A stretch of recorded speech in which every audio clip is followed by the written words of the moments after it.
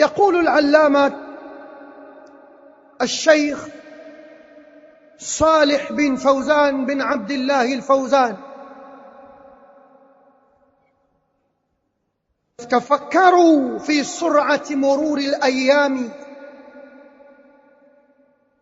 Fikirini sana katika jambo la uharaka wa kupita kwa masiku. Watadhakkaru qurba intiqalikum min hadhihi ad-dunya, nakumbukeni ukaribu wa kuondoka kwenu nyinyi katika dunia hii.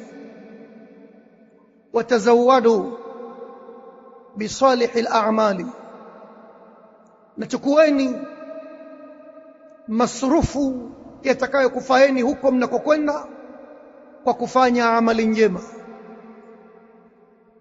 Maneno haya ameyazungumza al-Sheikh al-Allama katika kitabu chake Majalisu Shahri Ramadhan. Nasi tukiwa hivi sasa taukabili mwezi mtukufu wa Ramadhan, katika kumbukumbu zetu tukiwa tukumbuka hata futari tulizozila katika Ramadhani iliyopita mwaka jana.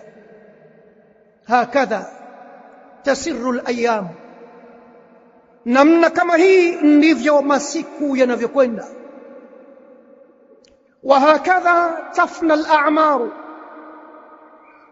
na namna kama hivi ndivyo umri unavyomalizika. Ndio maana al-Sheikh akasema hapo, tafakkaru fi sur'ati mururi al-ayyam,